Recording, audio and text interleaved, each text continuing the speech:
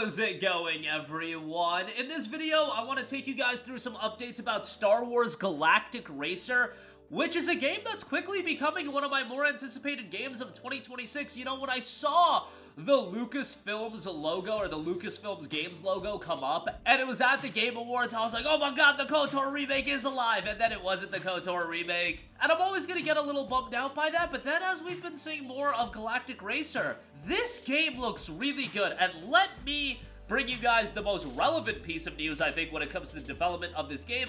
It is coming from Fuse Games. Now, Fuse Games is a new studio. However, Fuse Games has former Burnout developers that are at the helm of this studio. Fuse Games was founded in 2023, which is kind of wild that they're getting out this game in 2026. That's only 3 years after the founding of the studio. And the studio was established by senior leads from Criterion Games who had worked on the Burnout series, Burnout Paradise, which is a game that I talk up on this channel all the time, and various Need for Speed titles. Matt Webster was the former Criterion GM and EA VP. He's got experience on the Burnout series, and then you've got Steve Uphill. He was the head of content.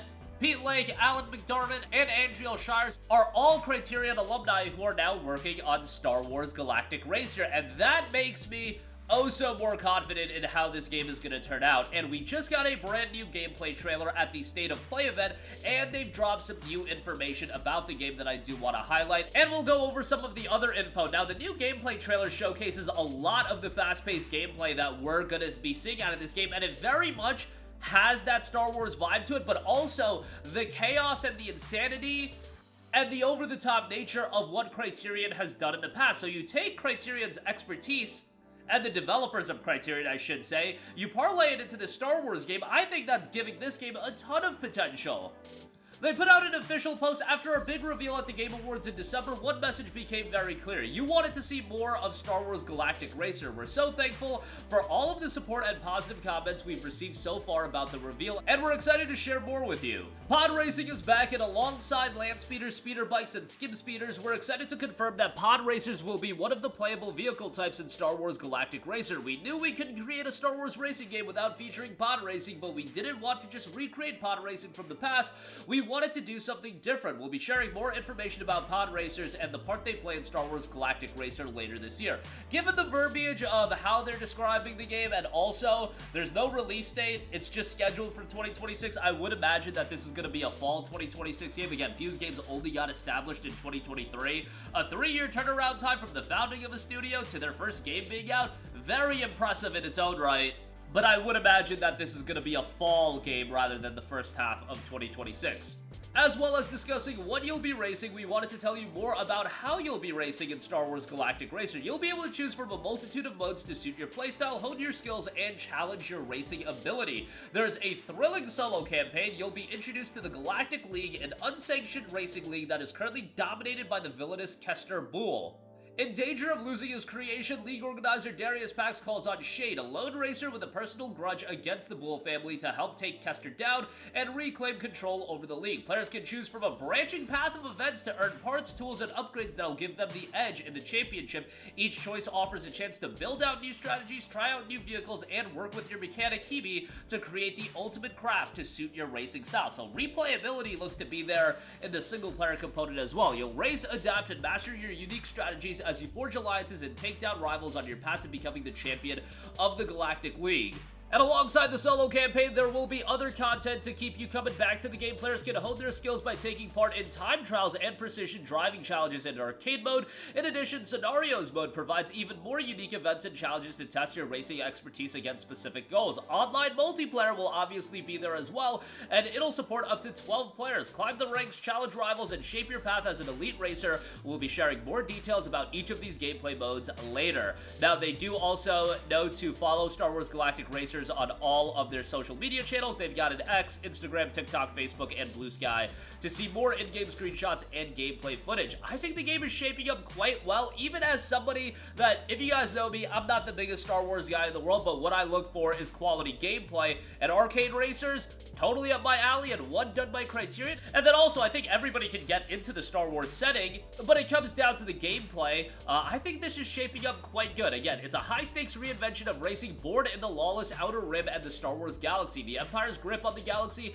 has finally broken, and with its fall comes a new obsession: speed. As the New Republic struggles to rebuild, gambling, entertainment, and glory fuel a booming underground. Out of the chaos, the Galactic League is born, an unsanctioned racing circuit where syndicate-sponsored pilots' fortunes are won and lost in seconds, and only the bold survive. No force, no prophecy, just skill, strategy, and the will to rise. Compete in high-stakes races, slam, shunt, and take down rivals across varied circuits as you pilot land speeders, speeder bikes, skip speeders, and pod racers. The greater the risk, the greater the reward. Survive a dangerous underground sport. Join the Galactic League, an unsanctioned racing circuit born in the lawless Outer Rim. Become Shade, a lone racer chasing revenge and glory. The customizing and building in the game is going to be a big aspect. Pilot different classes of repulsor craft, each with the distinct physics and playstyles. Build a ride that showcases your style and gives you a competitive edge.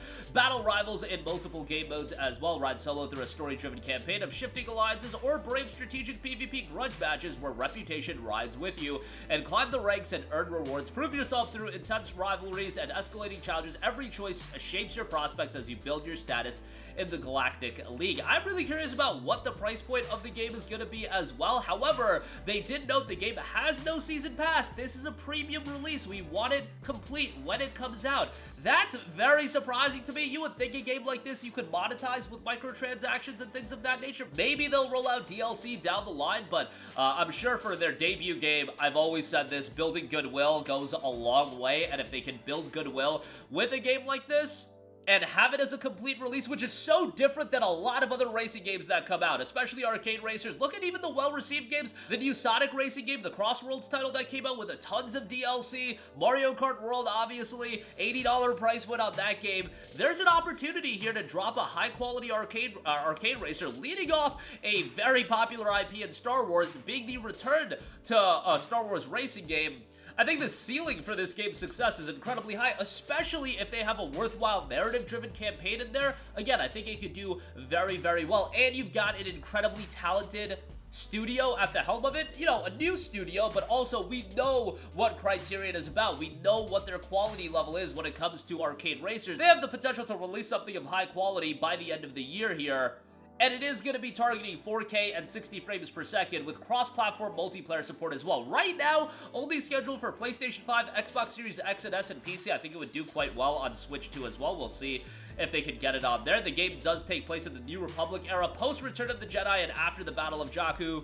Amid galactic rebuilding where underground gambling and racing are thriving, and now you're going to have a new canon story that is centering around Shade, a pilot seeking revenge and glory in the main story. Excited for it, think it's got a lot of potential, and if you're into arcade racers, even if you're not the biggest Star Wars fan in the world, given that I think from a setting standpoint, you're going to be able to get into it in the sense that an arcade racer in this context is just going to be well done. And you also look at the development studio, the guys that are involved at Fuse Games, a lot of potential, and you know the pressure's got to be pretty heavy as this is going to be their debut title. That's going to do it for me. Let me know all of your thoughts on Star Wars Galactic Racer. More information going to come later this year, and it is scheduled to drop 2026 for PS5, Xbox Series, and PC. Let me know all of your thoughts down below. Sound off there. Thank you for watching, and goodbye.